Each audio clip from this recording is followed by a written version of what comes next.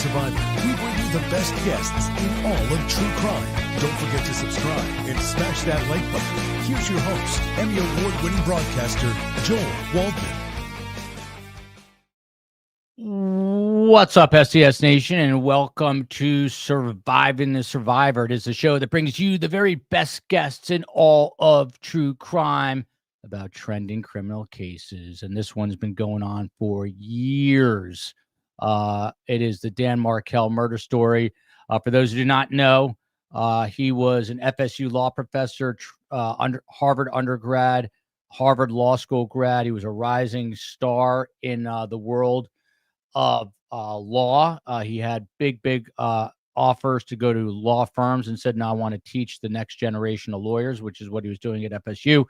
July 18th, 2014, 2 shots ring out. He is shot in the head twice.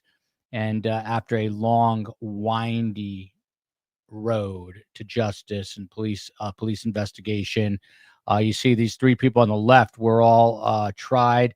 Luis Rivera had a plea deal. They're tried and convicted. Charlie Adelson on the right is the ex-brother-in-law of Dan Markel in the middle. He was tried and convicted in under 3 hours. That includes the dinner break, and he is in South Dakota because part of his defense was throwing the Latin Kings gang under the bus, and he's not safe in Florida, so they've moved him to South Dakota, but he'll be back for the woman on the left's trial June 3rd. That is Donna Adelson, the matriarch of all this. And you see Wendi Adelson, Wendi with an I, big day for her. The defense is deposing her in Austin, Texas. That is Donna's defense. So she is being deposed yet again. And as I said, we've got the best guests in all of true crime. And on Friday, they're extra special best guests. I have to bring them in this order because otherwise Fil Waters will lose his mind. First up, retired FBI special agent out of the Delaware office and a former police officer and a current professor. How many titles can one man have? This is Scott Duffey at Wilmington University's Criminal Justice Institute, the director over there. And then certainly not last and certainly not least, you've got Ferrari Phil sporting the first half of his name. And he is America's most respected detective. He has investigated over 400 homicides. He is the king of interviewing and has some crazy, insane confession rate. And so what we did the last go around is we started watching Wendi Adelson's police interview from a few moments, 4 or 5 hours, I should say, after the shooting of Dan Markel. Dan Markel did not die instantly, which is tough to hear. He struggled for about 9 hours and died the next day in the hospital, which is kind of incredible considering the fact that he was shot twice right in the head. And by the way, kudos to the next door neighbor, Mr. Geiger, an elderly good Samaritan, a citizen and next door neighbor who came out to Dan Markel's aid and spotted what he thought was a Prius, and that helped investigators. Just that little glimpse of that car helped them track it down using cameras on buses and things of that nature. Scott Duffey, he has got to be out of here at 2:00 on the nose. So we're going to go get right into this, and then I'll leave about 10 minutes for some crazy, wacky true crime stories. First, though, I've got to just, Scott Duffey, how are you? You're getting ready for a big event. I don't know what you're able to share. I know you're retired FBI, so much of what you do in your life is privileged information, not for public consumption. What are you able to share about this very important event coming up? What events are we talking? There's 2. So which? Well, the one that the great, for some reason I'm not in focus ever, so I have to put my hand up like this, try to focus the camera. The one that the great Fil Waters will be present at. Yeah. So we are hosting our annual violent crime symposium, bringing all different types of investigators, federal, state, and local. Of course, we had to bring back the great Fil and to give him additional time in order to help us. He kind of gave us an introductory And now we're going to move it more to a middle to an advanced interview school. And this is about the interview process that Phil will be teaching, and who attends this? Like, could I attend, or do you have to be a real person who has like a real law enforcement background? I would make an exception for you, Joel, but it is those in law enforcement, not only sworn, but those who perhaps work for a law enforcement agency as an analyst and could learn a lot by coming to this, as well as law enforcement from our constables and our school resource officers.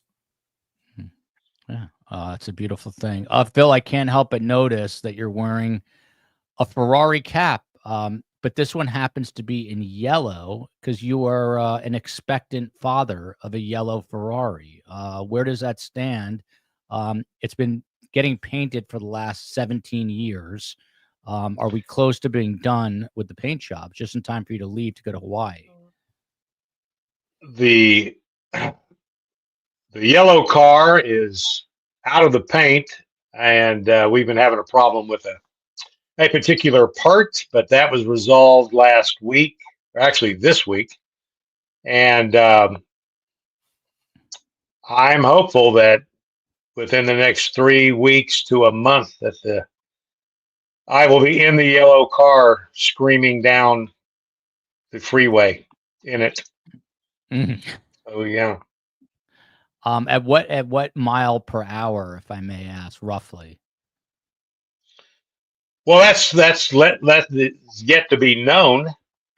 I do know that this particular model has a 400 horsepower V8 in it, aspirated engine, and it's supposed to top out at 175, something like that. So well, 150. there you go. Yeah. He still has a badge, so not much is going to happen if he gets pulled over. Look at this. Not that I would ever attempt to do that, but right, yeah.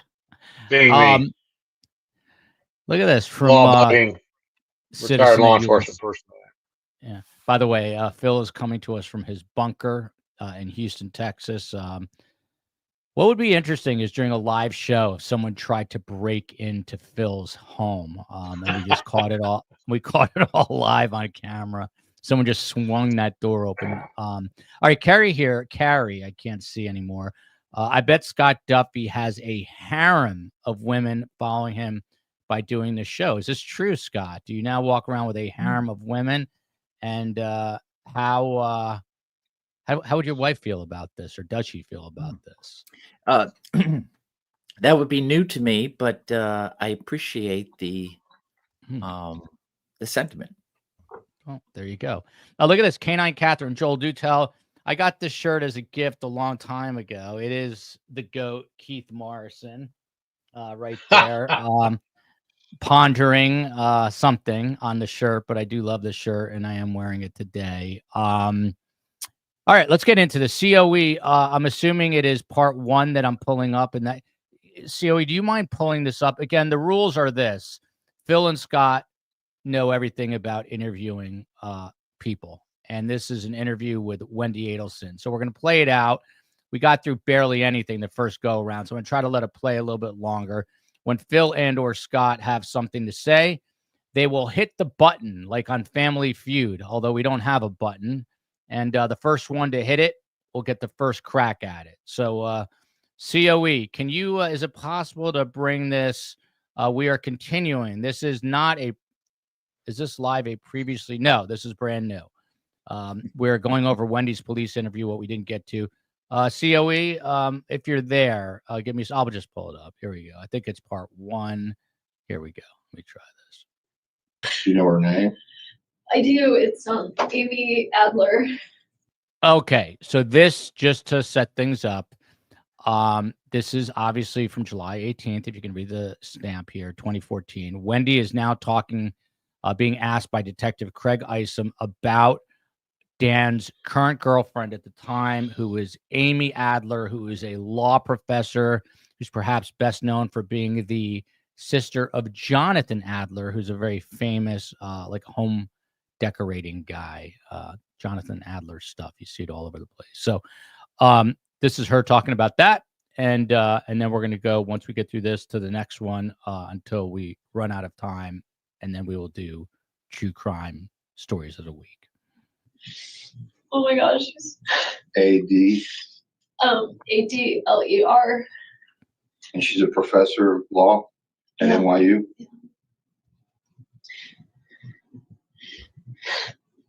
What kind of car does she drive? I have no idea. I don't know if she has a car. She lives in New York City. Well, so I mean, she was driving down. I mean, she flew down here, I'm assuming. Yeah. Okay. Do you have her phone number? I don't. Okay. I don't know how long they were dating even. It seemed kind of serious if she met the kids, but I don't really know. He's been going up to New York for like conferences and stuff since Lincoln was about a few months old. So he's been going up there 3.5 years. So I my guess was that they might have known each other for a long time, but have been dating. I don't know how long.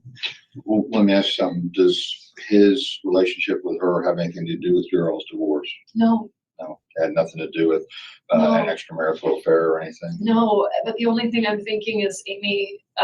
I don't know what Amy's old divorce situation is like. So if you're gonna think of someone who's not thrilled with Danny, I don't know how happy her husband or ex-husband is with the situation. Do you know anything about him? I don't know anything about him. So you know Amy Adler, she's a professor at NYU. She was down here from the end of June through the first part of July. I think just a few days. Right. Yeah. As visiting, but he'd been seeing her when he goes to New York on these conference Yeah. trips. Well, he's in New York in the summertime. We have a week on, week off schedule with the boys. So whenever I have them for a week, he goes up to New York for a week. So he's been spending a lot of time up there. Did he relay to you that he'd been seeing her up in New York, or that's where they met, or anything of that nature? He didn't tell me about it, but I feel like he was pretty vocal with the girlfriends and people probably since December about her being his girlfriend. So Okay.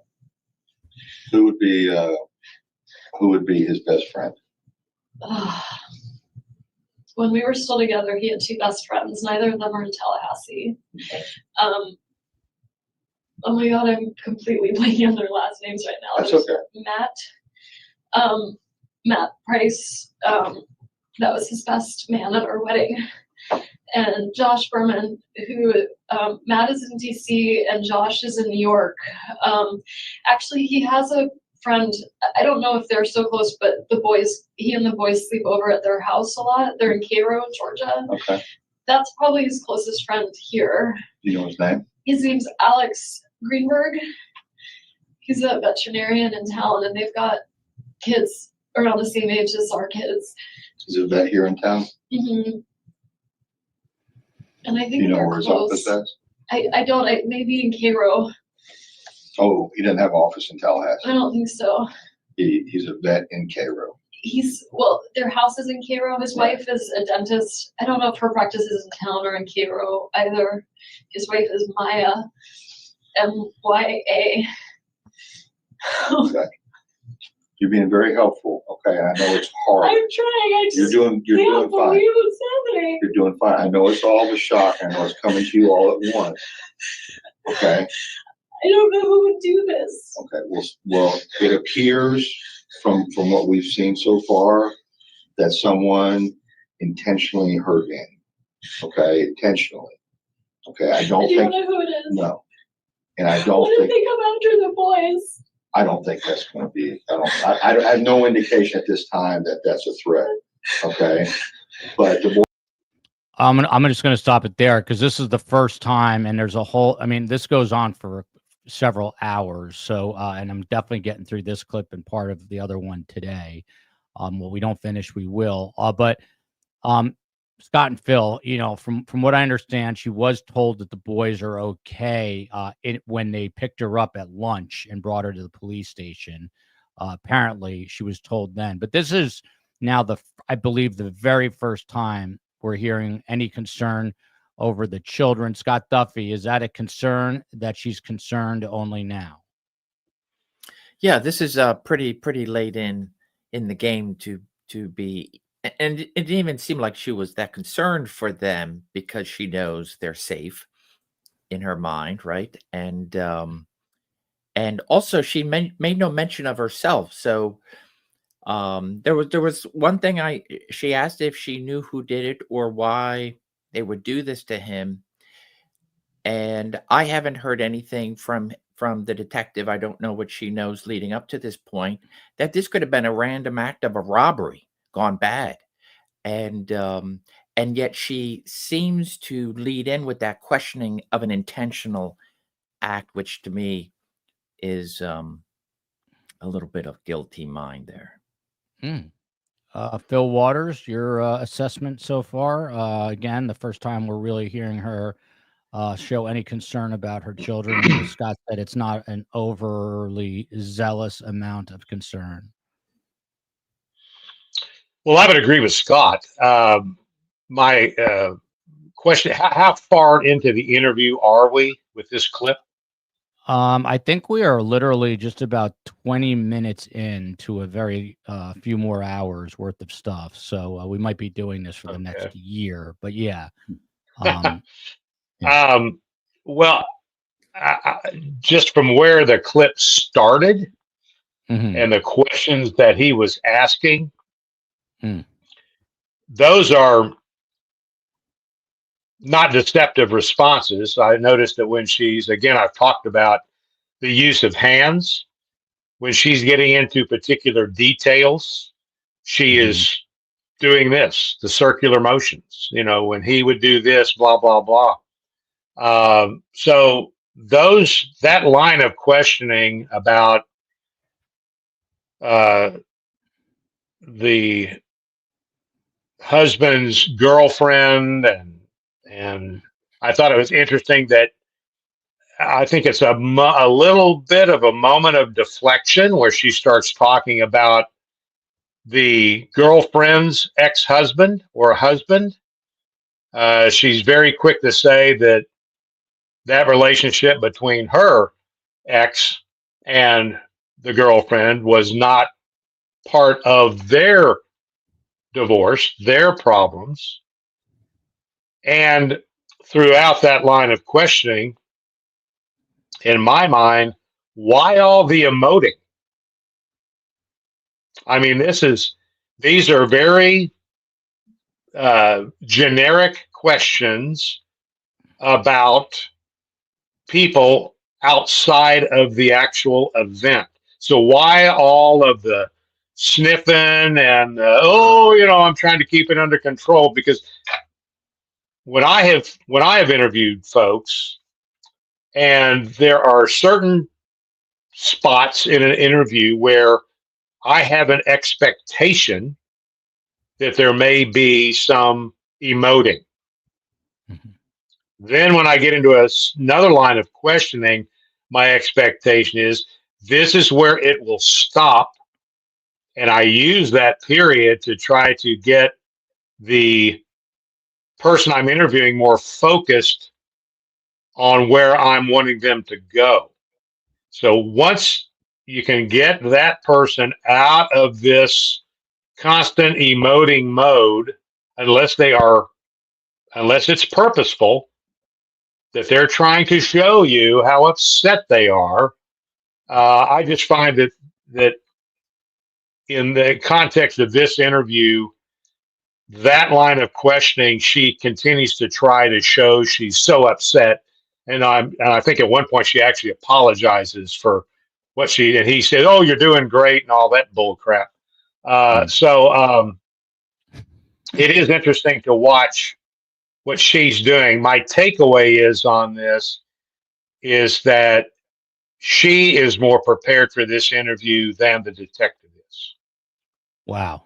Interesting comment there. And an interesting question here. That's a very interesting comment, Phil. Hang on, here we go. Scott Duffey, and then we're going to move on because I got to get to the next clip. But why didn't the investigator from Patty G Scott Duffey, why didn't the investigator think it could have been a mistaken identity instead of a targeted shooting? Great point. This is maybe 3-4 hours after the shooting, and he's telling her basically definitively that it was a targeted shooting. You said it could have been a botched robbery. How do we know, and why would he say that? Yeah, so I would just infer from that question that it could still have been a targeted shooting, but a mistaken identity. In other words, what I gathered from the detective early on of him saying, when he said this is targeted, I imagine it's because of the, even though she doesn't know it at this point, that he already knows from either being at the scene and then coming back, or being told by those coming back from the house to the hospital, that he knew that it was 2 headshots. And so that would seem to be an execution style type shooting, thereby, hey, this person was targeted, whether or not they were intended to go to the neighbor's house, or, or something to that effect. But I would venture to say he already assumed, because of where the shots were, as opposed to being shot in the body, him moving around, whatnot, and taking one in the arm, that that he knew that this was a targeted shooting. There you go. Let me make a comment on what Scott just said. That information that he shares with her, that this is intentional, that this may be never should have said that. That is providing her information that she doesn't need to know. He needs to get her to tell him what happened out there. So he's feeding her information from the scene. I don't think at this point in time there may have been a point in this interview where you want to share that, but this is so early on into this to tell her that, oh, it's intentional. It should have just been left very vague. And he's been shot. We don't know what this is. Could have been a carjacking gone bad. Could have been something else. But to suggest that he was targeted immediately puts her, okay, well, they're already thinking that I or somebody else in the family may be involved in this thing. So I think it was way too early on for him to share that type of information to her. I'm still tripped up on Phil's comment saying that Wendi is more prepared, and just assume for a moment that she knew what was going to happen that day. Phil just said she's more prepared than Detective Isom. And just so you know, Phil and Scott are not familiar with the story like many of you are. And they know pieces of it, but they know interviews better than any of us, I would say. And I'm going to play it along here because we're never going to get through it. So again, Phil or Scott will stop us unless there's a bombshell moment. Here we go. Boys are going to stay with you. You're not going back over to Trescott. Okay. No, I don't live there anymore. I know you don't. But the boys are going to stay with you. Okay. And they'll be fine. I don't know if I can take care of them like this. All right. Where's your closest family at? My family actually just talked to my brother this morning. My parents are in Coral Springs. Okay. And my brother, I have 2 brothers, but I'm very close to one of them who is in well, that's interesting right there, Scott Duffey. She just admitted that her mother talked to her brother this morning. This is supposed to be the morning of the murder for hire. How does she know this? And it's sort of convenient that on that morning, the mother speaks to did she just, I don't say implicate herself, but did she just give away something that should have caught the detective's attention? Yeah, and maybe not so much the detective's attention at the point. It could be filed in his back, and we'll see if he brings it back up. But I think now, of course, knowing the totality and the trials and so forth, that at least she provided information that she had already been in contact with her brother and her mother, right? the morning of the shooting. So this way, if there was some other information about them wanting to stay out of the limelight and not having any contact that day, to add to the suspicions of this being a conspiracy, she just blew that out of the water. So it'd be interesting to see if that was important with regards to what we know took place. By the way, special shout out to Super Planner Girl, who helps me and the COE out a lot behind the scenes, dealing with a health issue, but she will be back and better than ever. Hope you're feeling better, and prayers up for Super Planner Girl. I'm going to keep playing this, otherwise we're never going to get through it. In Fort Lauderdale. Okay. All right. So that's where you're from originally, I take it. Yeah. Okay. All right. His family's in Canada. Do they know? Did you tell them? No, they haven't been notified Oh yet. God. His parents are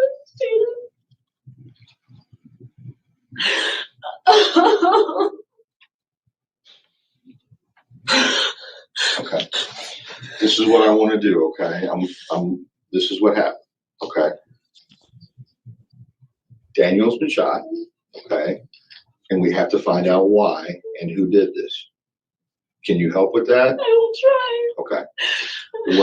What I want to do right now to try to expedite things, okay, but I need your permission, is I want to take your cell phone and download all the information out of it. Sure. Do you have a problem with that? No. Okay.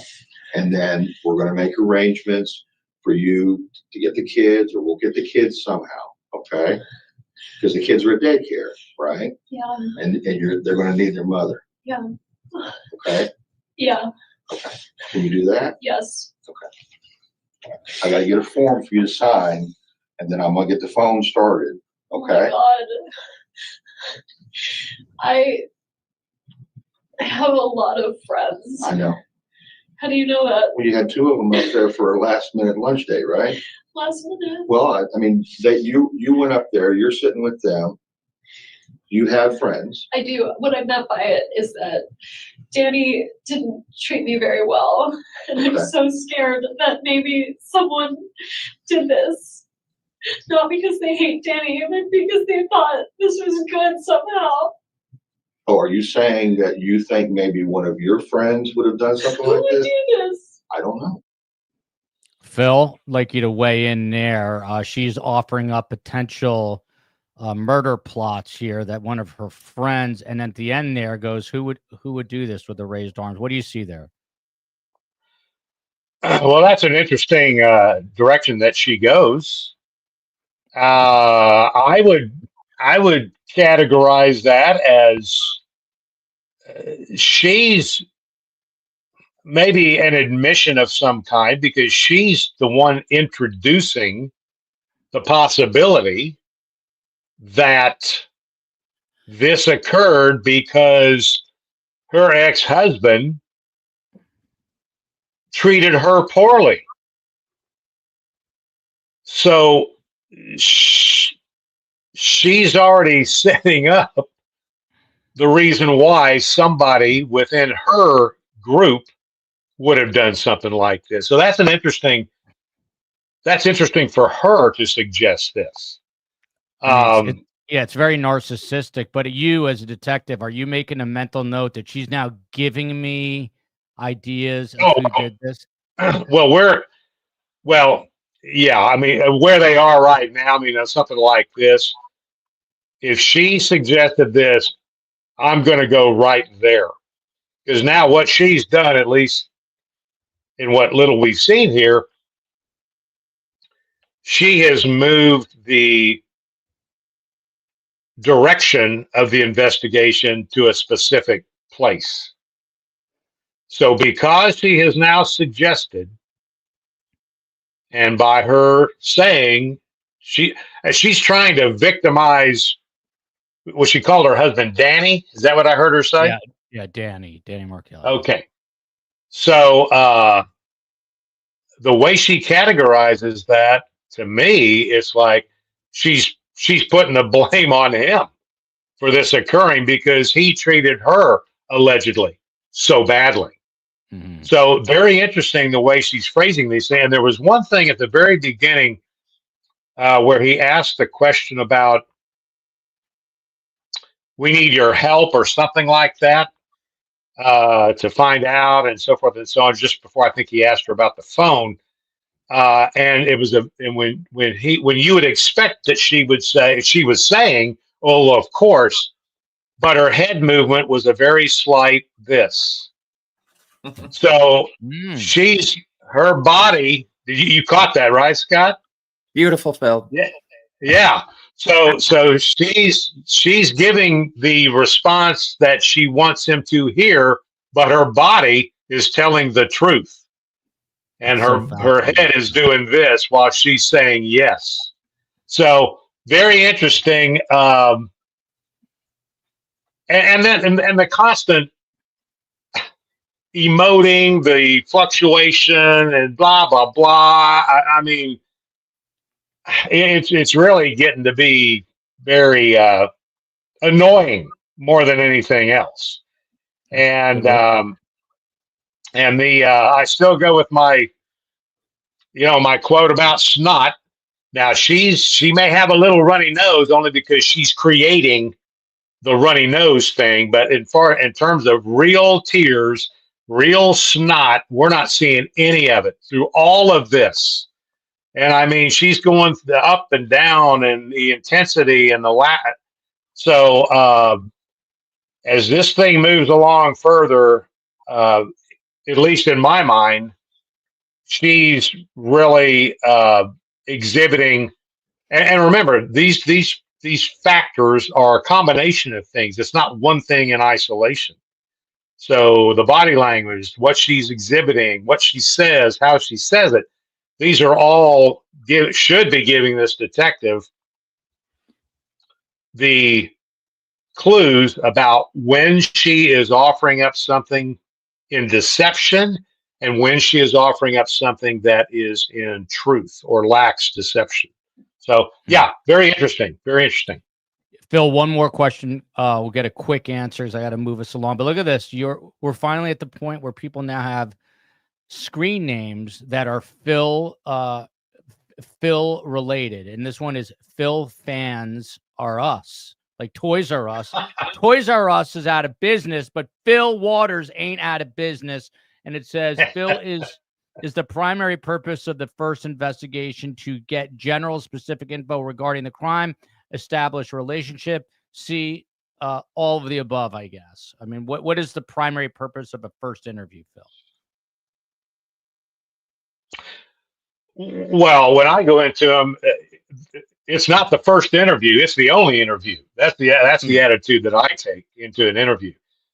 In normal circumstances, you only get one bite at the apple, and so all of that has to come together at that moment in time. So you got to do your preparation. You got to know as much as you can about the person you're about to interview.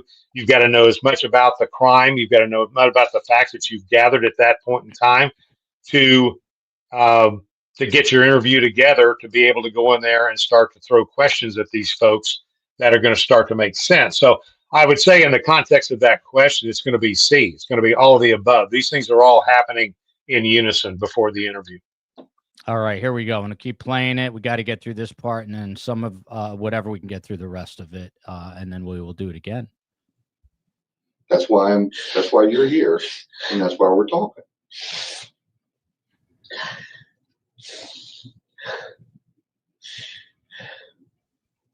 Would you ever ask someone to do something like this? Not in a million years. Okay. Do you think someone would do this for your benefit without asking you? No. What good does it serve? I made my brother, his name is Charlie, the one I'm really close to. He makes a lot of jokes in bad taste, and it was a joke he made. He bought the TV for me this morning that got broken, and I was talking to him about whether it made sense to pay to fix it or whether I should get a new one. And it was always his joke that, like, he knew Danny treated me badly, and it was always this joke. He said, I looked into hiring a hitman, and it was cheaper to get you this TV, so instead I got you this TV. I mean, This came back to really bite Charlie in the ass, Scott Duffey. And he's pissed at his sister right now. And you heard it in jail calls after the fact that she basically is sort of throwing him under the bus by revealing this joke that it's cheaper to get a new TV. And by the way, no one's getting a Geek Squad over to fix a cracked TV. You're just buying a new TV. But just your very quick thought on the fact that she's now implicated out of seemingly nowhere her brother for making a joke about a hitman. Yeah, so there, so far from what we have heard to this point, she is planting these seeds. She is trying to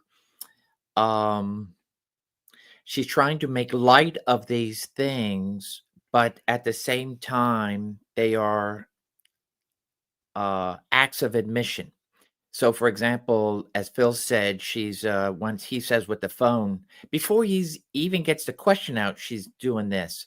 But she feels obliged. I have to say yes to you now. And then she also offers a reason. She doesn't even know why or how this shooting took place if this was not, if she did not have knowledge of it. And yet she's, at one time she goes, they did not do it out of hate. And it's like, how do you know that? They did it out of purpose, and a good purpose, but not out of hate, because we're not hateful people. Hate is bad. But yet she throws it. And then, of course, in this response, with regards to talking about her brother, she's fighting this inside, no matter how much she has planned for this interview. As Phil said perfectly, she was planning enough for this, but she's not anticipating. She can't stop her body from doing certain things, and thereby it's almost, as we know, inappropriate laughter when people start giggling and laughing at something that is not funny.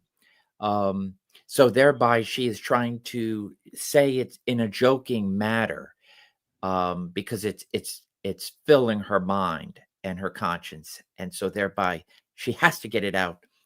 And so I would equate this with an inappropriate laughter. It was a joke. And ha ha ha.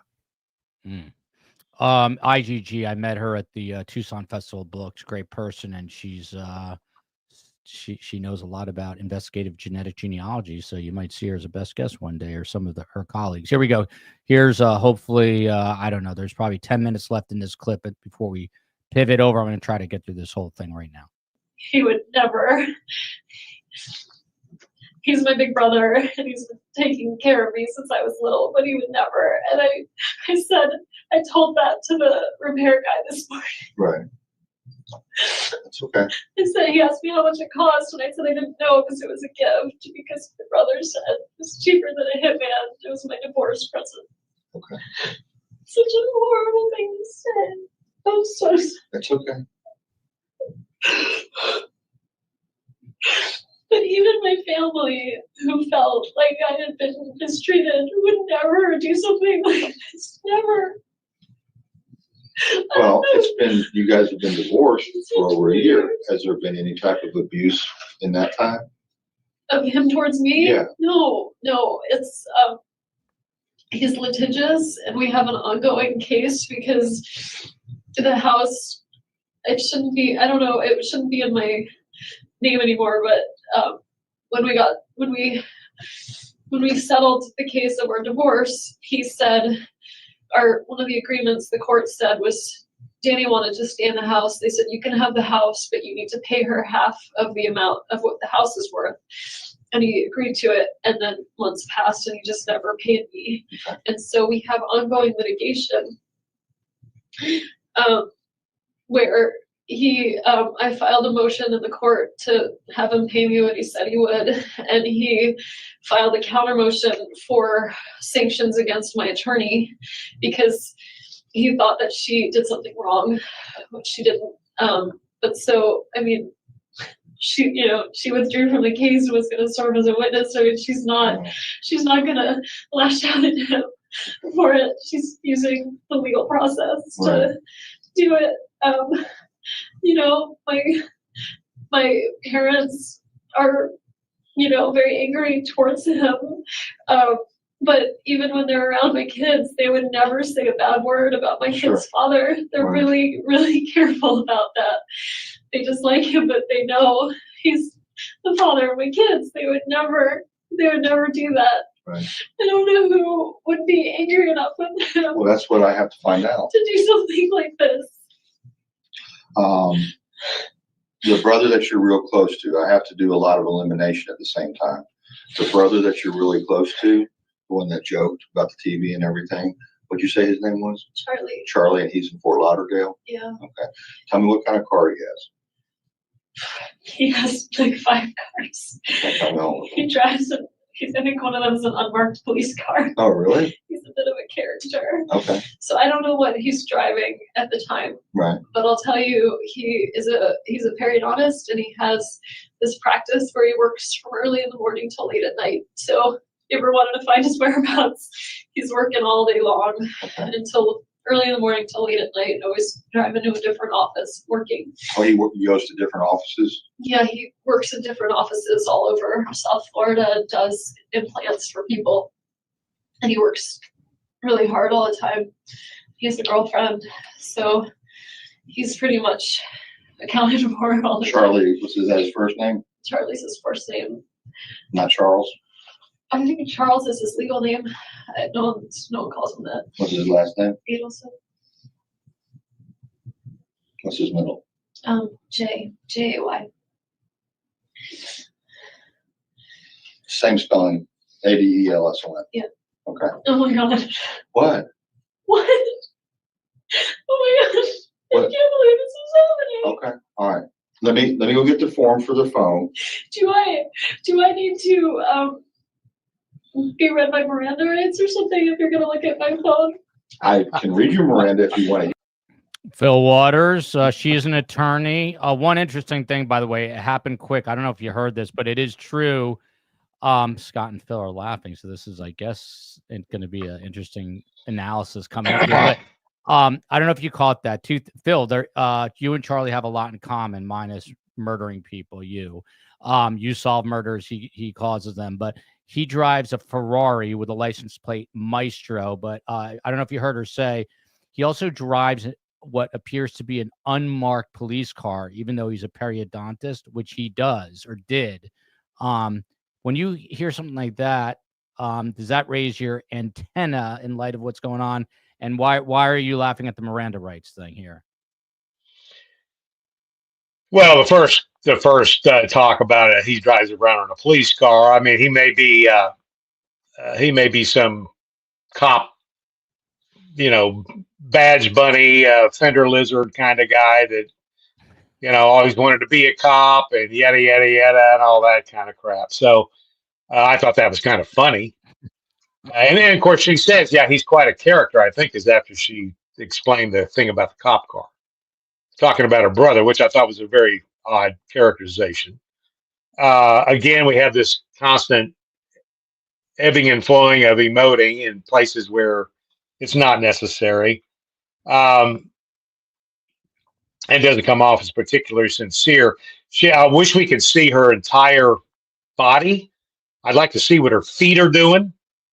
I haven't detected that she's done any ass wiping, but she's doing a lot of crossing and then leaning in.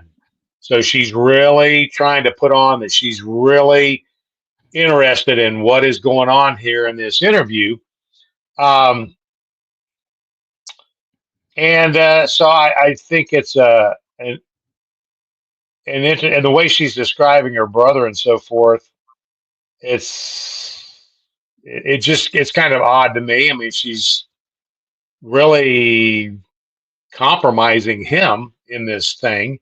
The thing about the threat that the brother made against the TV repairman, is that what she was talking about early on? That it was either get the.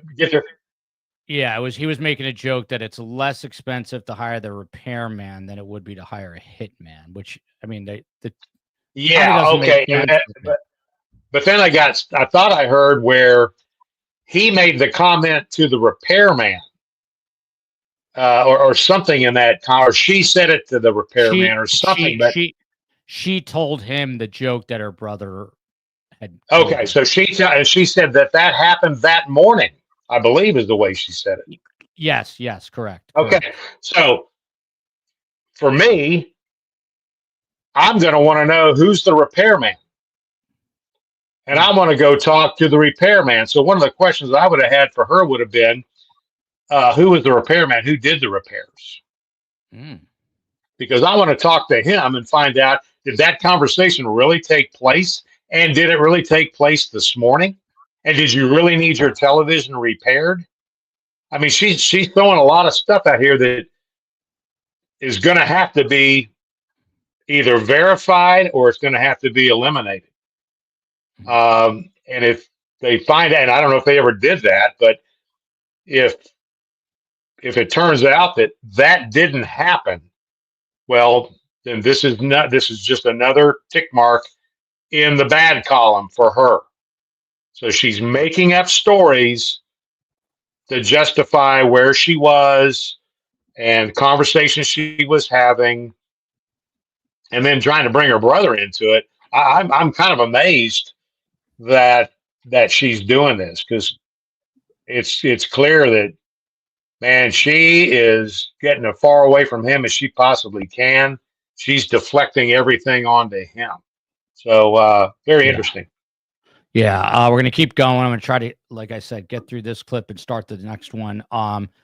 Duffey gets the next crack at it, so I don't get yelled at about speaking ratios. Here we go. I don't know. I'm just trying to make sure. I have no reason. I have no reason at this point to suspect you in this incident. Okay. I couldn't tell from the way you were talking to me in the car if I was a suspect. Well, no, the reason was I didn't want to get into everything until we got up here. Is he still in the hospital? He's at the hospital, yes. Yes. And he's alone. Yes. And nobody knows he's there. Well, you know now, and while I'm going to get... Fil Waters waved his hand. Go ahead. Let me say something real quick about Miranda. A witness does not need to be Mirandized. She's a witness. And the fact that she's asking that question and then he says something like, yeah, I can read Miranda to you. Why in the world would you bring Miranda? This isn't even I mean, you can categorize it, I guess, as a non-custodial interview, but while she may be on the cusp of being a suspect in this thing, this is merely an interview as a witness. And I'm using the term witness. We use that very loosely. Anybody that's not a suspect is a witness. So the setting that she's being interviewed in, Miranda, there's not even a consideration of Miranda here. I know she's an attorney, but my response to her would be, well, you're in here as a witness, and we don't, in normal course of events, we do not Mirandize witnesses. And see what her response is to that. That's a very important distinction. Scott, I noticed one thing here. He tells her that Dan is still at the hospital, and she's almost like she's struck by that, like oh shit, he didn't die, kind of thing. I don't know if you noticed that or if that's something you go back and look at, but it was almost, she plays it off as, oh, it's horrible, but I think reading through the tea leaves here, maybe she was like, oh my God, I can't believe like the job wasn't done.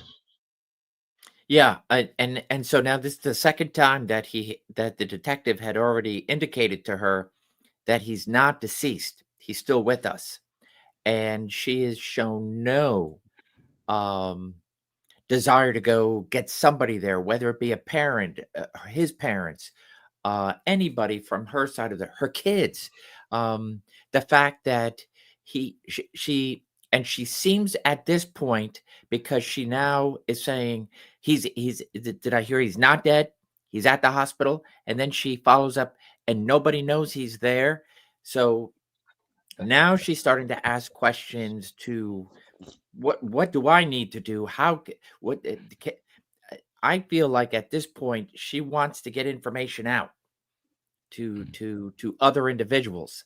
And I feel there's no sense of somebody that he loves should be there.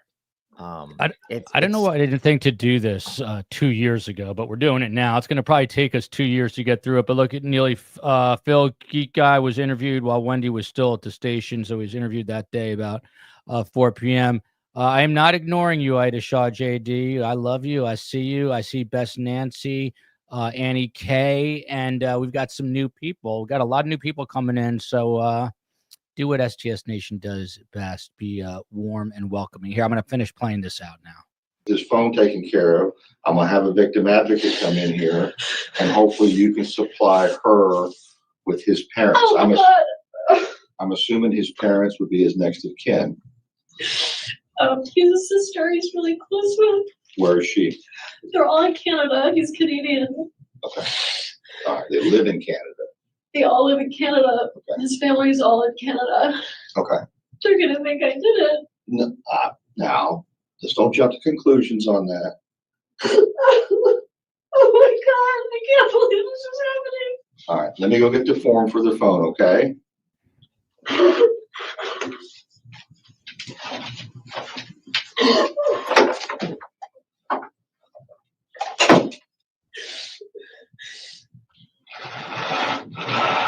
Oh my God.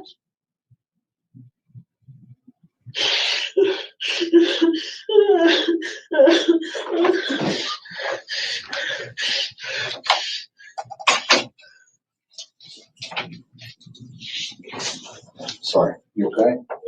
Yeah. No. I meant to, like, It's fine. Our last interaction wasn't nice. oh, you're talking about personal. I'm just looking here. I didn't want him to take the boys this afternoon. I didn't want to have them. And I talked over with my brother and realized, their dad wants to take them swimming. It's not worth getting upset over.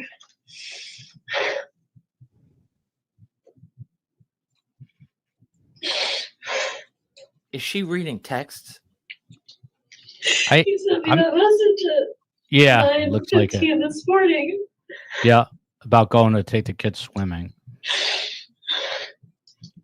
I think she's quickly looking to see if there was something. You were telling me before, riding up here, to that calm herself. the agreement was that you're all. Say that one more time, Scott. I think she's looking to see if there's something imminently on there that the detective could see, where she would then be guilty of something. Because she should not be looking at her phone at that point. She is, in my opinion, looking at it in an hysterical moment that he's about to take custody of it. Let me quickly see if there's something I forgot or something that and so thereby she's making quite a few admissions here. Yeah. Scott, what would you have done if when she says they're gonna think I did it? Yeah. Would you have gotten up and left the freaking room to go get the phone? I couldn't believe this guy. I mean, she makes this big time admission, and what does he do? He gets up and goes and gets the phone. If I'd have been, she just and she just comes out with this thing. They're gonna think I did it. Well, then what's the next logical question? Why? Well, Wendi, why would they think that you would do something like this?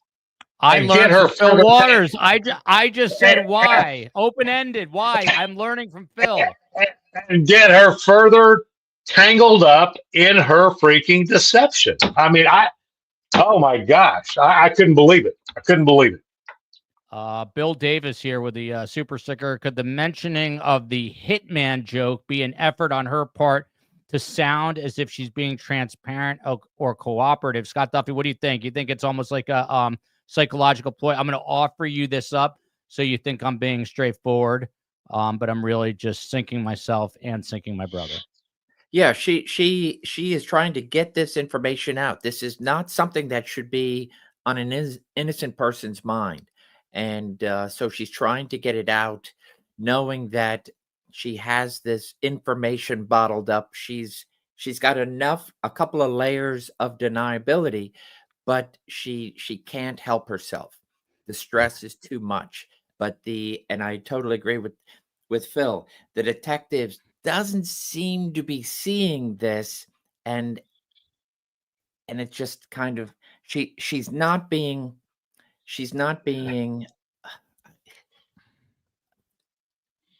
yeah, I Well, look, clearly the detective is not in control of this interview. Yeah. She is. And he doesn't. I just, when that happened, I'm sorry. That was just like, are you kidding me? She opened the door, and what did you do? You closed it. You left. That's insanity. So anyway. Yeah, no. By the way, shout out to Weather Wiz, new member. Love having the new members. Fridays are usually wacky. This is relatively less wacky than most Fridays. Just a couple more minutes in this clip, and then we're going to switch over to the other one, and then the remaining time we'll get to the true crime stories of the week. Phil's facial expressions while watching this are just what I need on this.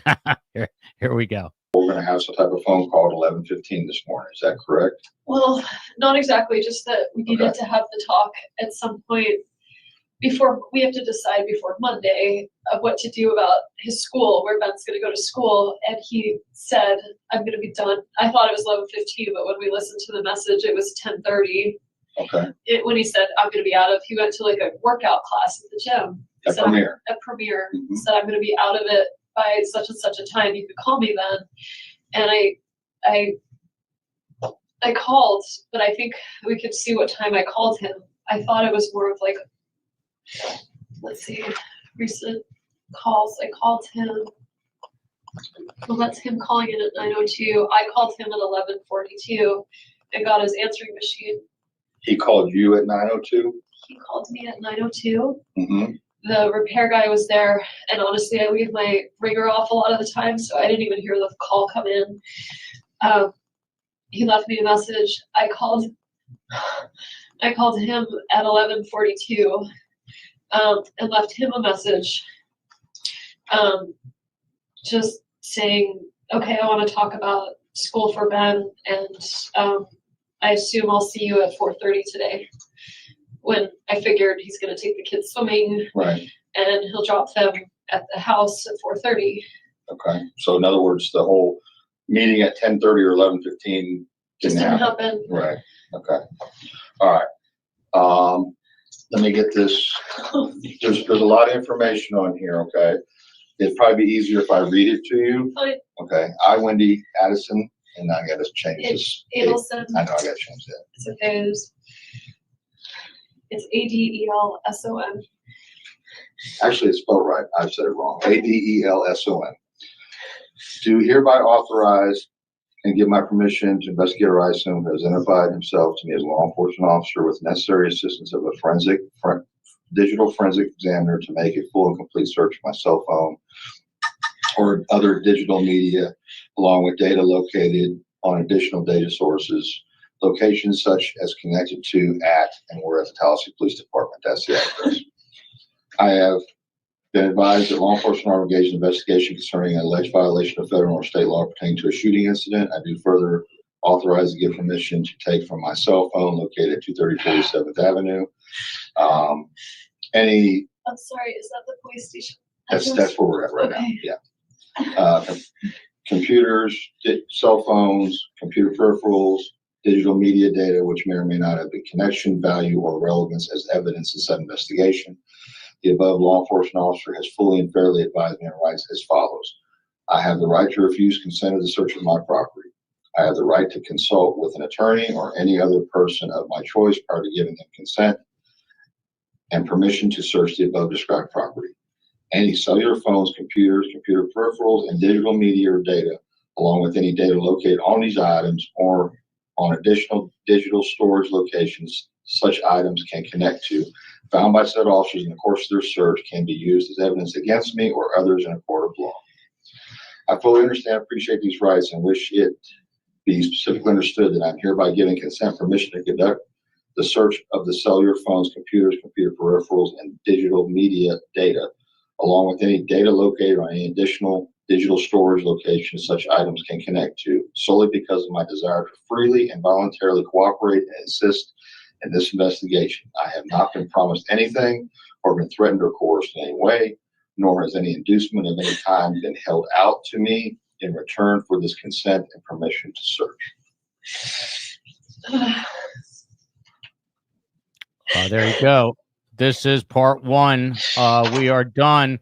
Going to go to part two in just a second. Couple of questions came up. Scott Duffey, I know this would never happen to you.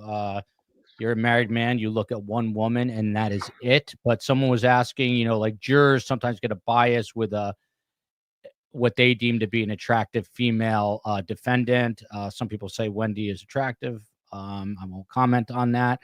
And so the question was, could the detective have been swayed by those blue eyes and given her preferential treatment? Is that something that we ever see happen? Do detectives, male detectives, sometimes take it easier on what's deemed to be an attractive woman?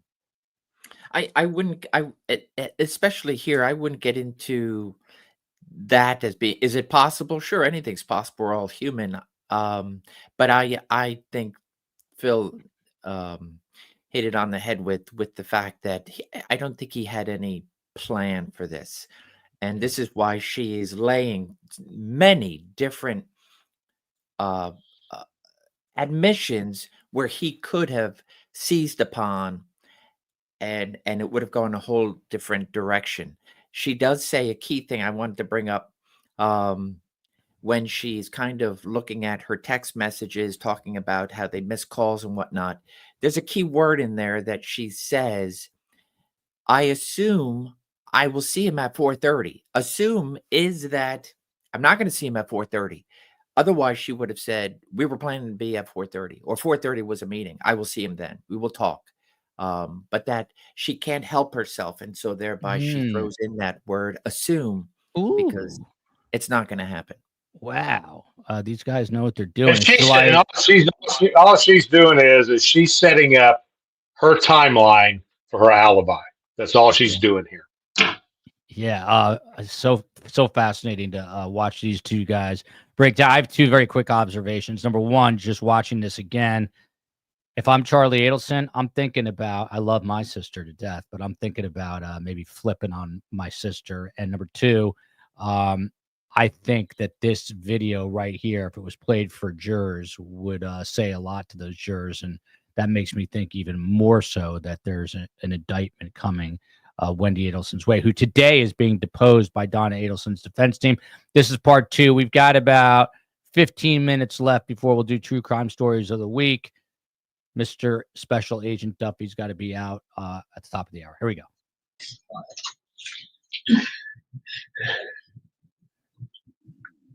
Is there someone I could talk to about what to tell my kids? Yes, well, we're going to get to that. Give me your phone number on this phone again. 954-803-0079. Can I get Daniel's cell phone number? 202-276-8200. 202-276-8200. Okay. Do you know his passcode to unlock his phone? I don't. You don't know it? I don't have a passcode. When Right. I was with him, he didn't have the kind of phone that needed a passcode. Okay. But he's got an iPhone since then, so Yeah. he may have one. And I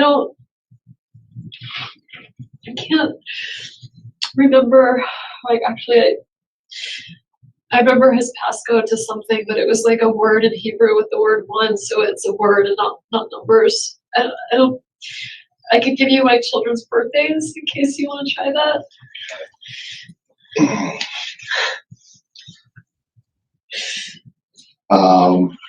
I really have no idea what it would be. Okay. Let's go ahead with the children's birthdays. So Ben is 7/29, so it could be like 0729. What year? 2009. Lincoln is 10/13, 2010. They're 14 months apart. 10/13 of 10? Yeah.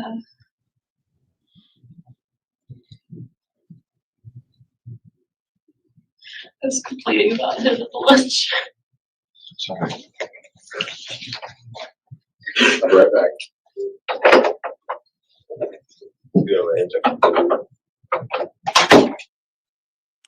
Hey Phil, when I'm gonna keep playing this. When there are breaks like this, is your partner watching what's happening on the breaks? When I interview people, there are not breaks like this. Mm.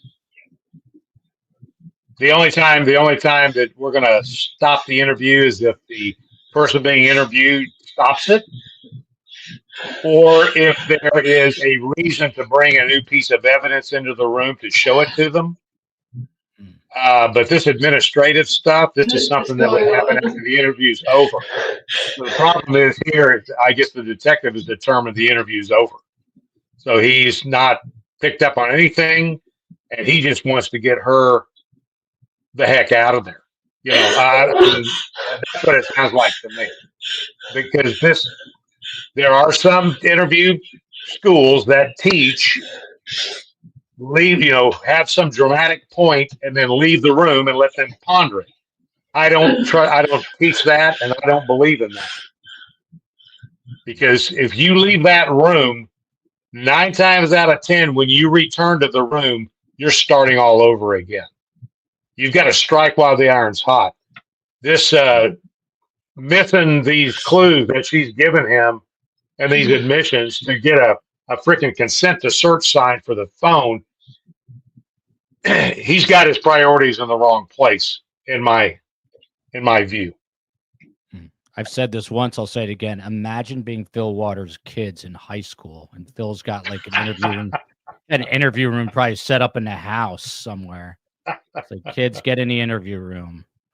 All right, this is quite the break here. COE, after this clip, there is more, right? Just let me know about that. We're just going to keep watching in real time till this detective gets back. Vesper Martini, who's up on everything here. Scott Duffey, does your gut ever tell you? I mean, you are supposed to follow the evidence, but does your gut tell you when someone is being deceptive? I imagine, like you said, you're a human being, so it's got to, right? Yes, absolutely. You're definitely relying on your gut, and it's not just your gut; it's your past experiences that Okay, they're going to take your phone. They're going to hook it up to a machine. Download the information. You're listening to these words and to these subconscious admissions of guilt, so to speak. And then that's your moment to seize upon them and take the interview into the direction it needs to go. Let me pin you against Phil for a moment. Do you agree about that? No taking breaks, because it basically just brings the interview to a screeching halt. Yeah, it's. I'm just trying to think if I don't recall ever taking a break except if something I said or missed. I will say there's one time that a defendant kind of toyed with this attorney thing. It went over my head, and there was a time when a supervisor knocked on the door and said, "Scott, may I speak to you a moment?" And so brought me out of camera view. And we had that discussion. He goes, "I think he's asked for a lawyer." And I said, "I didn't hear that." And so that was a one who was watching the interview that wanted to ensure that, hey, we're not going in a direction where it's all going to be for naught. And I went back in and we did a clarification. But other than that, no, I don't. So did he ask for an attorney? When you went Later. back for the No. When you went back in for the clarification, he had not, right? No. Correct. Okay. So that's a perfect example of why nobody should be watching the interview taking place in real time, and especially a supervisor. I had a supervisor try to do the same thing, was going to burst into the room and tell me that, and that's insanity. Nobody enters that room or gets you out of that room unless you decide you're going to leave. I have made tactical decisions to leave the room, but there was a purpose for the interview in my leaving the room. It was not something just attached like this thing is, where, okay, I'm going to go get the consent to search sign. Now I'm going to go dump the phone. So that's a great example that Scott just gave about why the only person that should be ending the interview or saying anything about the interview is the person in the room at the time. All this other crap, if they want to send a text message or whatever, slip a note under the door and say that, address that kind of issue. But to pull you out of the room in the middle of an interview and say, I think he asked for an attorney. Well, number one, if that's the way he's phrased it, he doesn't know either. And just because that word is just because the L word comes up in the midst of an interview does not mean that it is an invocation of a right and that you need to shut it down.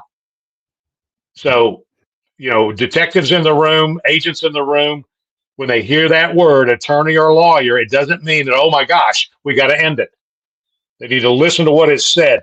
If they're not making a direct invoking of a right, I want an attorney, even if they say something like, do I need an attorney? That is not invoking a right. So, and I teach that in my interview classes. You've got to don't get paranoid about that word being used in the course of an interview. So great example, though, Scott. Fil Waters, fairly quickly here, as we got 17 minutes on the clock. But Phil, without being immodest, but on a serious note and an honest note, would you have? Do you think that you would have gotten Wendi to confess to being part of this conspiracy, or at least broken her to a point where she would have confessed about the brother or the mother? I will answer that question in this way. I would have approached her as I did every person that I interviewed. My expectation would be they are going to confess to me what they did. So my approach to her would be no different. That is a yes, ladies and gentlemen. Phil would have broken this case wide open 10 years ago. Here we go. We're going to keep watching. He's being humble. Here we go. But if I could, one thing.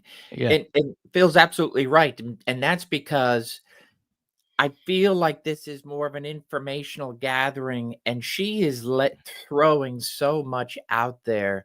And because the detective, I don't think really was anticipating or going down this road that this may be the kingpin here, who may know something or have directed something, and thereby so many things had gone by, as opposed to you're going in that room saying, I already know this is a targeted shooting. Targeted shootings typically are inner circle of people. Her being an ex-wife is, at the top of that spear. It would have been a different. So thereby you're moving in that direction that I'm going to ensure that she either confesses or that she knows that it's so hot in there that she is going to stop the interview and ask for a lawyer.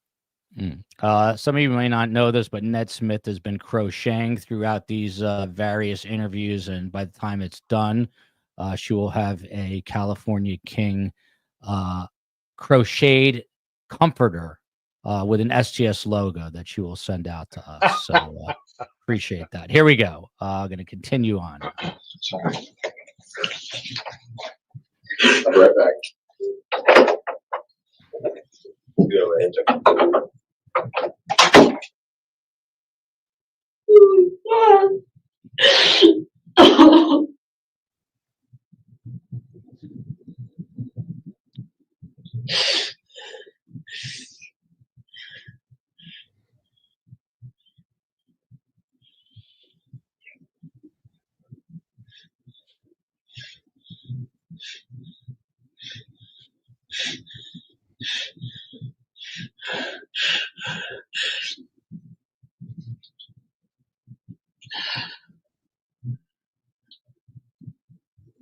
What is going on?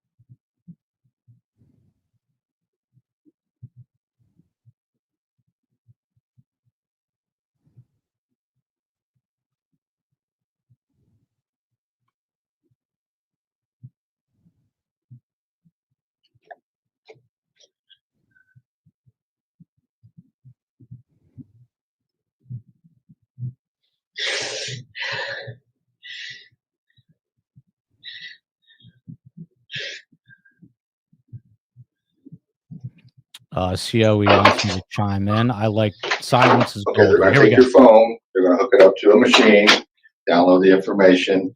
It doesn't take a whole lot unless you got a lot of stuff on there. I don't know what's on there. I have to use the bathroom. Okay, no problem. Is there? Yep. Is it close by? Yeah, it's real close by. Okay, you can leave your stuff there. It's not going anywhere, and I'll put you right around the corner here. Okay. Phil, why the laughter on the bathroom question? Well, I mean, good grief. Come on, man. I have to use the bathroom. Oh my gosh. That's not an emotional moment. I mean, come on, please. I mean, unless she really, really needs to use the bathroom, but, oh my gosh. You know, we've seen it throughout this thing, inappropriate laughter, inappropriate emoting. I mean, this is, incredible. So, yeah. So I just, it's an interesting interview. There's no doubt. Yep, and we're gonna keep on going here. I love watching these guys watch this. Here we go. Okay. Do you want some water after that? Okay.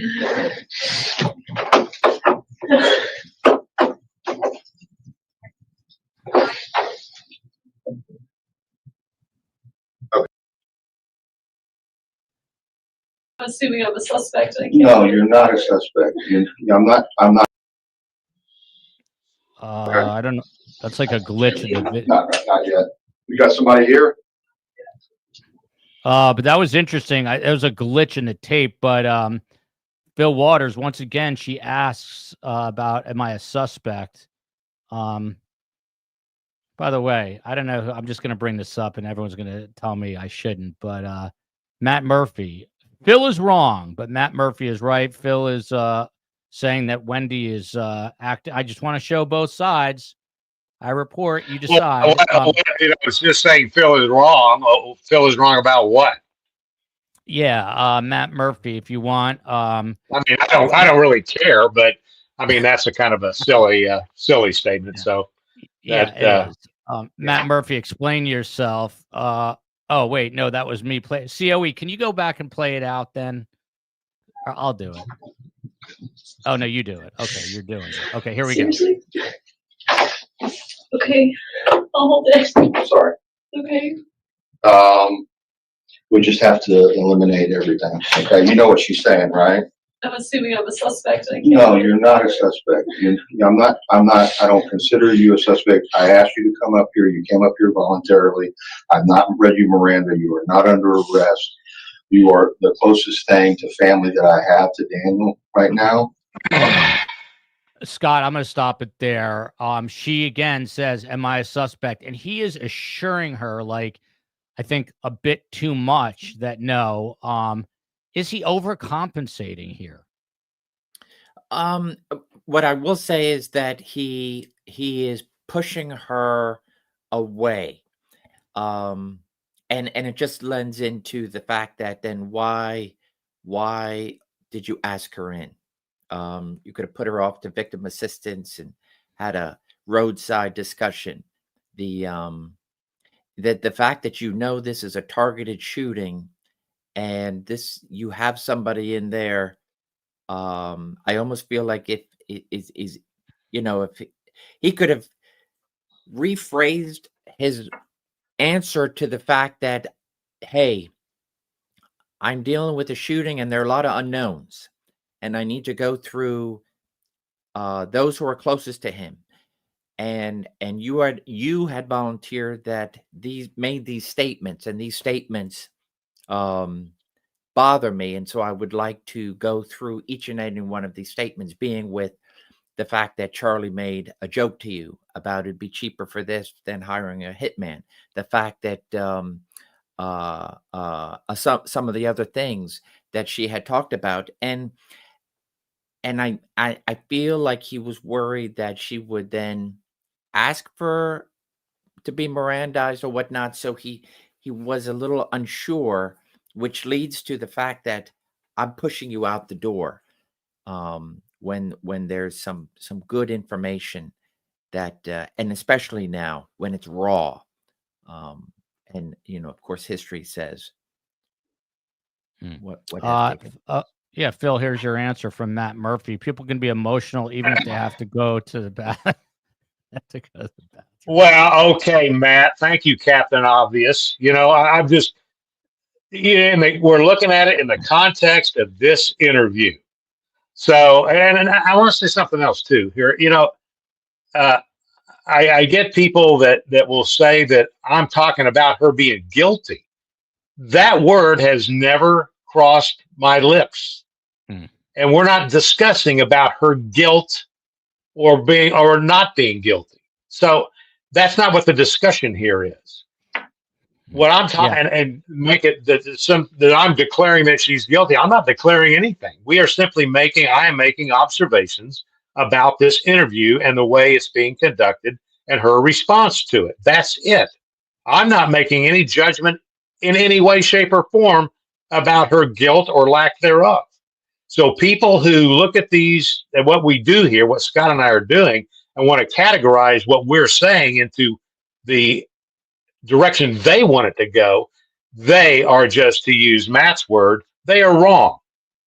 Pay attention to what we're doing here and quit trying to put words in everybody's mouths about about her guilt or lack of it. So, we're not here for the purpose of determining her guilt or innocence. We're talking about this interview and the way she came across and the way the detective conducted the interview. Yeah. So, and by the way, Phil and Scott have no skin in this game. They don't even know the case that well. They're just watching the interview. They have not followed it the way many of you have.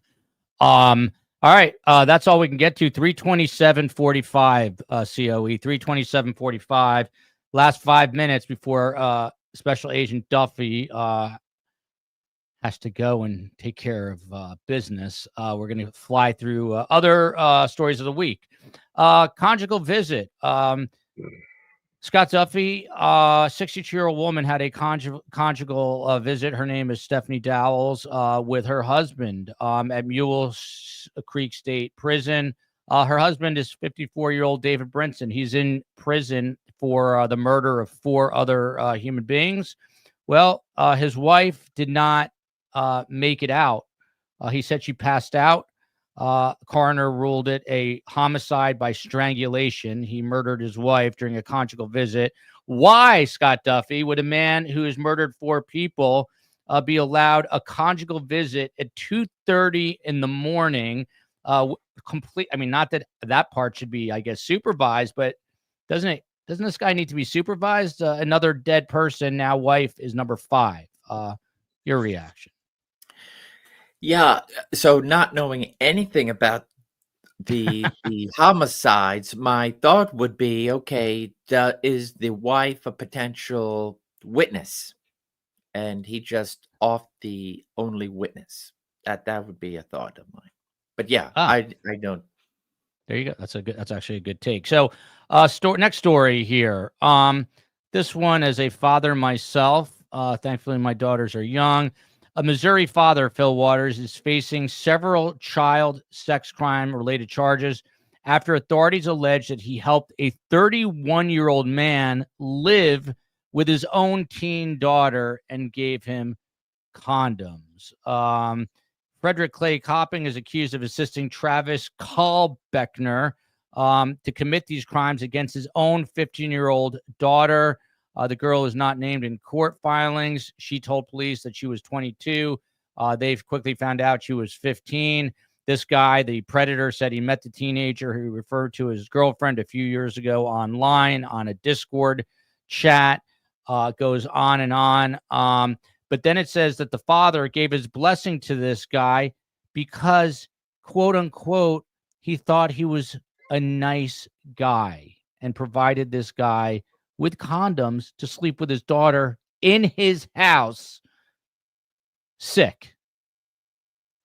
Phil, that was open-ended.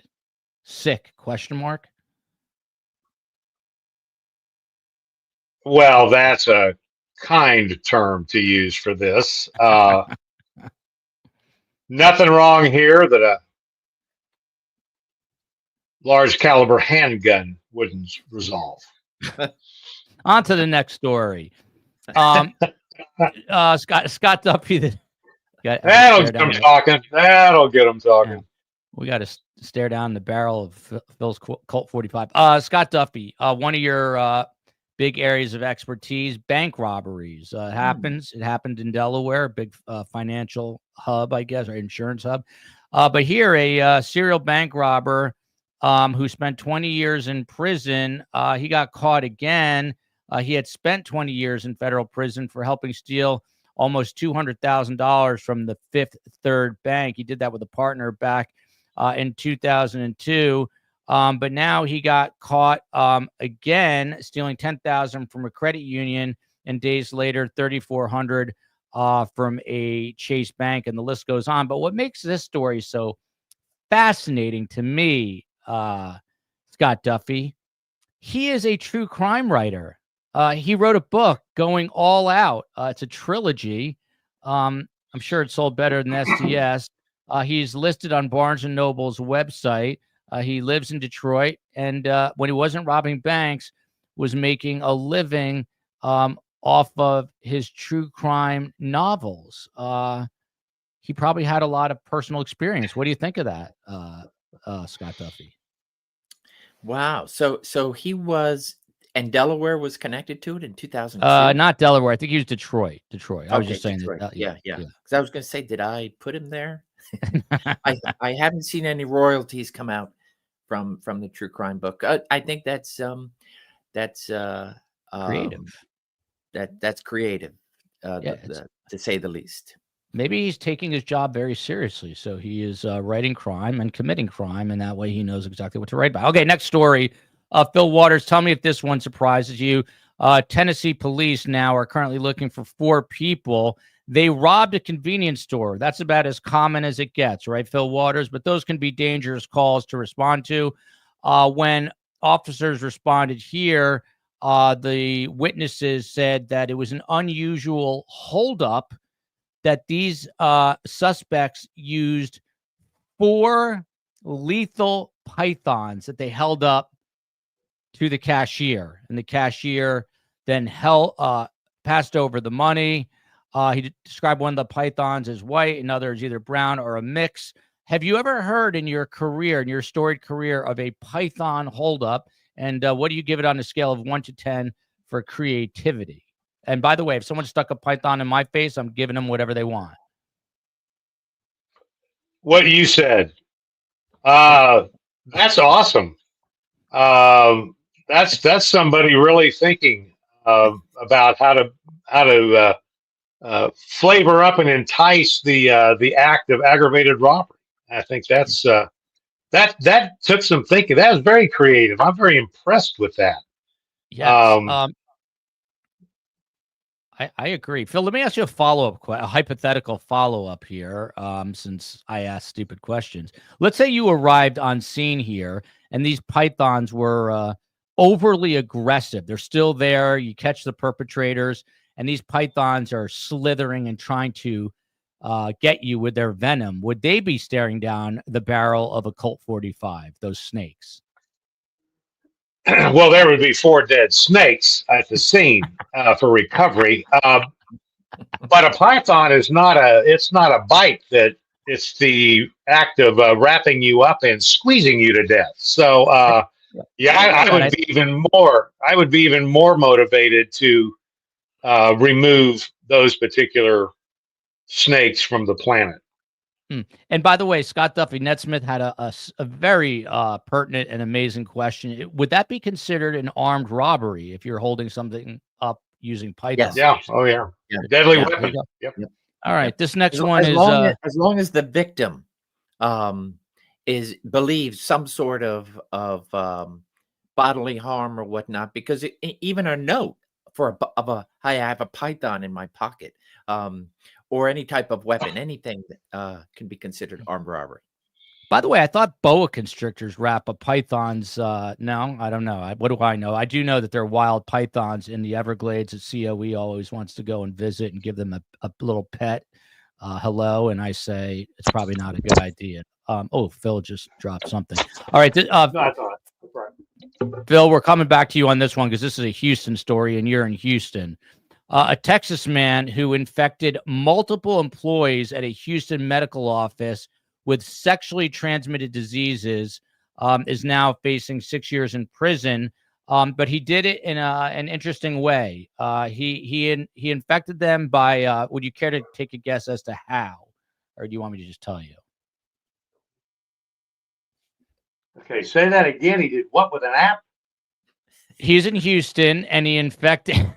He's at a Houston medical office, and he actually infected people with sexually transmitted diseases, sentenced to 6 years in prison. His name is Lucio Catarino Diaz. And I asked you if you care to guess as to how he infected them. Oh, no, I have no idea. All right, so he peed into their drinking water. He enjoyed urinating into their drinking water. The employee told authorities that her concerns began when she discovered the water she got from the water dispenser had a funny taste and smell to it, not wanting to drink the sour water from that communal dispenser. She told police that she then elected to start bringing in her own water bottles each day. Scott, I've got to ask you, if you're at the, police station and you go to the water machine and it's sour and smelly, do you drink it or do you say that's got to be Sergeant Dave? I'm going to put this down.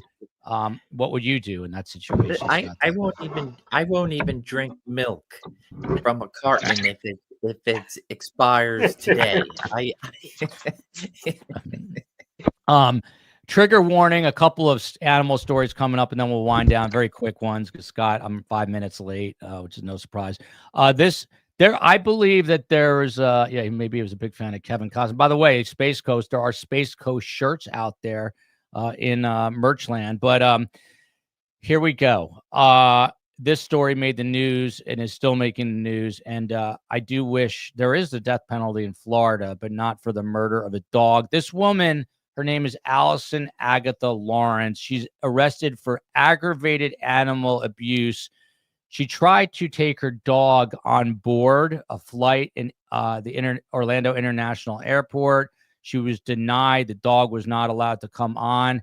And so she took her dog to a bathroom at the Orlando Airport and drowned it in the toilet.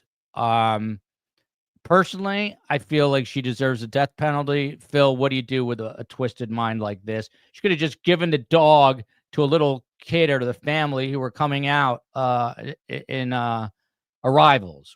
What do you say, Phil? Well, you take her to that same toilet, and I'll let you fill in the blank. This one is a little more excusable, Scott Duffey, but yet sad. I thought about what I would have to do to Fred, who weighs about 7 pounds. But this man was very saddened by the fact he was forced to choke his dog to death after his animal mauled him for 45 straight minutes. I am trying to find the make and model, aka the breed of the dog. He said, I grabbed her by the neck and tried to talk her and calm her down. I told her she was hurting me and to stop, but she would not stop. I was bleeding to death and I did not want to die. So even though I had lost the use of my hands, I used sheer willpower and choked her to death with my forearms. There was no other option. And he's bummed out. I mean, he's very sad. He had to take his own dog's life. Scott Duffey, I know you love Pearl to death. I don't even want to bring her into this. I don't see the breed of dog, which is interesting. But that's a tough decision, is it not, Scott Duffey, to survive and or not survive and take your dog as a result?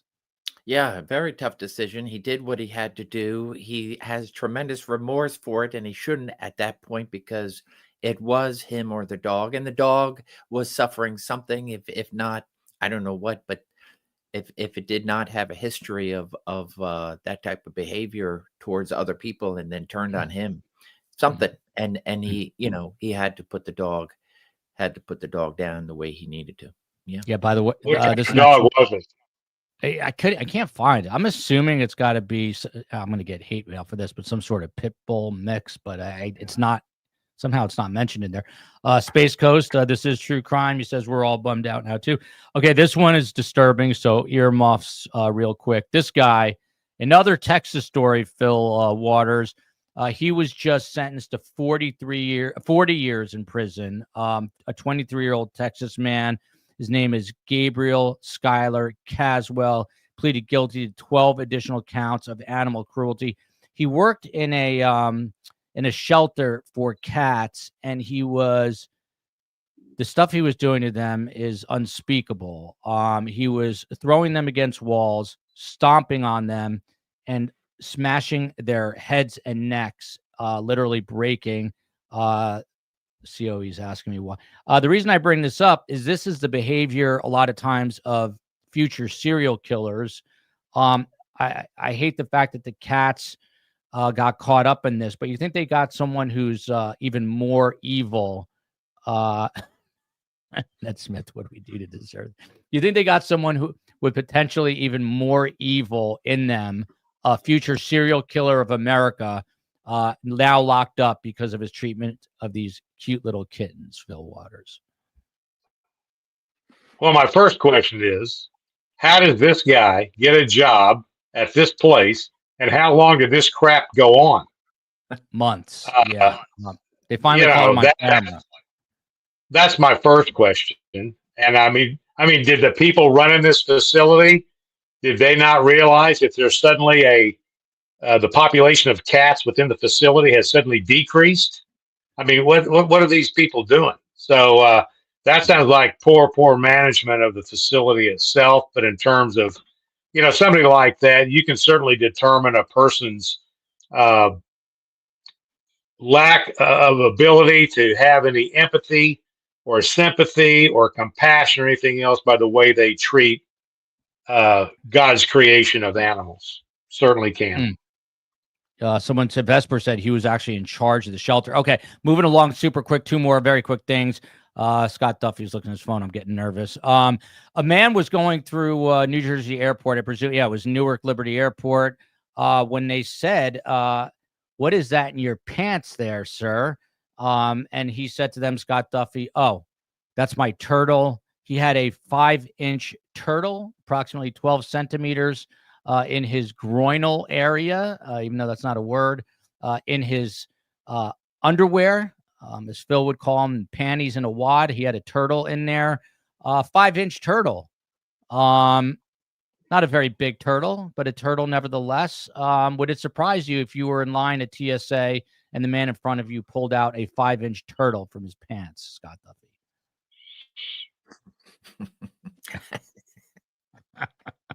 On to the next story. That's enough of an answer. Last story. Now we got to let Scott go and Phil go. This is a bittersweet story.